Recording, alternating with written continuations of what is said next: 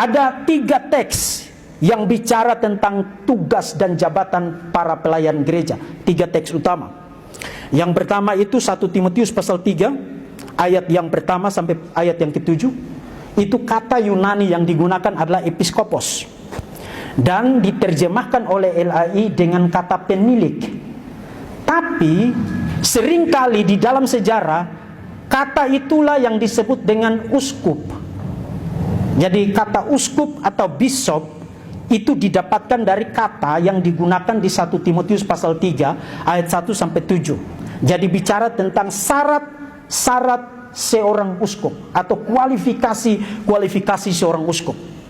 Kemudian ayat 8 sampai dengan ayat 13 1 Timotius pasal 3 bicara tentang syarat-syarat menjadi diaken.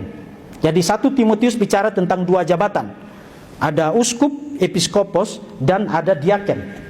Lalu teks yang ketiga, dan ini teks yang sangat menarik, adalah 1 Titus pasal 1 ayat 5 sampai ayat 9. Kali ini kata yang digunakan bukan episkopos tapi presbuteros, penatua.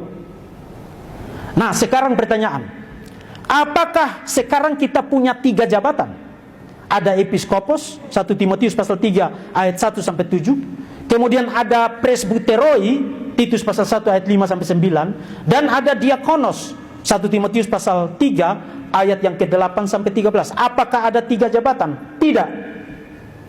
Dan itu bisa dibuktikan dengan sangat gampang. Karena begini saudara, di 1 Timotius pasal 3 ayat 1 sampai 7, waktu Paulus menggunakan episkopos, kemudian Titus pasal 1 ayat 5 sampai ayat 9, Titus menggunakan surat kepada Titus menggunakan presbuteros. Saudara perhatikan di ayat yang ke-7 di Titus pasal 1, para presbuteroi itu, para penatua, disebut dengan sebutan episkopos. Jadi para penatua adalah episkopos, adalah uskup, atau adalah penilik. Hanya ada 2 jabatan. Paulus tidak memisahkan antara episkopos dan presbuteros. Hierarkia atau hierarki, klerici, tertabis, gembala itu sama. Gembala umat yaitu maksudnya hierarkia. Orang tertabis maksudnya hierarkia. Klerici atau kalau tunggalnya klerikus. Saya klerikus, kalau kumpulan namanya klerici. Hierarkia itu punya 3 tingkat. Episkop, presbiter, diakon. Episkop diterjemahkan uskup, presbiter diterjemahkan imam meskipun terjemahannya tidak akurat. Diakon diterjemahkan oper saja langsung diakon. Saya nggak akan pakai istilah imam untuk menyebut presbiter, tapi langsung presbiter supaya jelas. Karena di dalam diri seorang presbiter ada 3 tugas. Imam, nabi, dan raja. Imam itu hanya salah satu tugas. Hierarki 3 tingkat, uskup, presbiter, diakon. Sejarahnya begini. Hierarki yang paling awal ditunjuk langsung oleh Sang Kristus. Jadi sebelum umatnya ada, gembalanya dulu disiapkan. Hierarki paling awal sudah ada. Meskipun pada zaman itu namanya memang belum hierarki, gembala gitu. Karena kata gembala ini yang dipakai oleh Sang Kristus dalam ayat Injil, yaitu Injil Yohanes 21 ayat 16. Di situ dikatakan Sang Kristus berfirman kepada Rasul Petrus, gembalakanlah domba-dombaku. Ini penunjukan. Rasul Petrus mewakili seluruh rasul, berarti para rasul dijadikan gembala. Dengan bahasa kita sekarang, para rasul menjadi hierarki paling awal yang ditunjuk langsung oleh Tuhan kita. Jadi saudara-saudari, secara historis, secara sejarah, umatnya belum ada, gembalanya sudah disiapkan. Karena nanti begitu umatnya ada, sudah ada yang menggembalakan. Umatnya yang mana? Yang diceritakan dalam Praksis Apostolon atau Kisah Para Rasul. Bab 2 ayat 41. Orang-orang yang menerima perkataan Rasul Petrus pada hari Pentakosta, 3.000 orang kira-kira itu dibaptis. Nah, itulah umat paling awal, laici.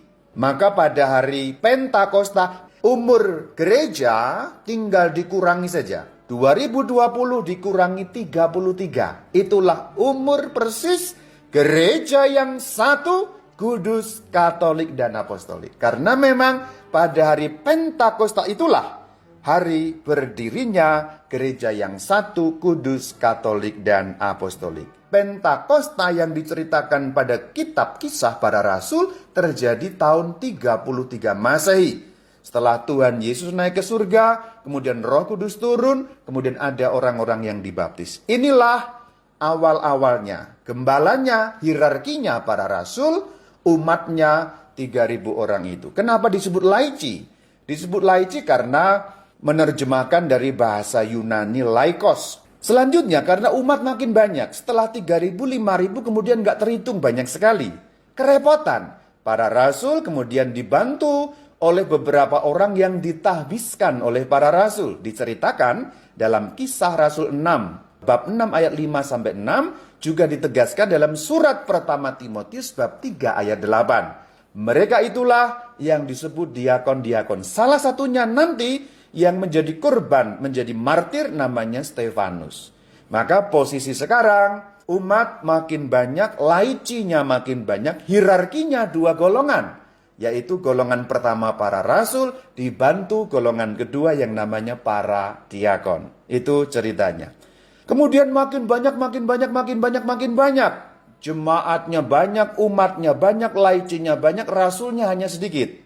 Untuk pemecahan roti kerepotan, maka diangkat para presbiter.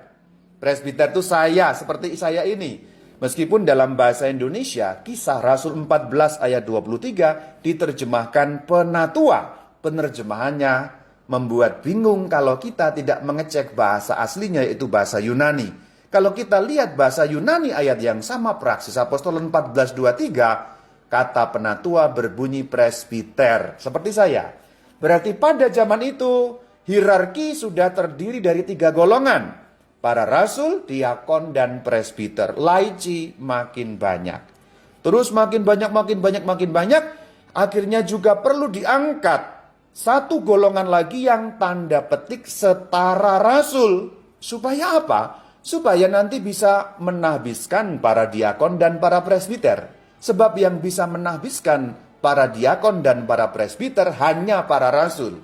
Tapi pada titik ini kemudian para rasul mengangkat satu golongan lagi yang namanya episkopos. Episkopus, episkop diterjemahkan uskup.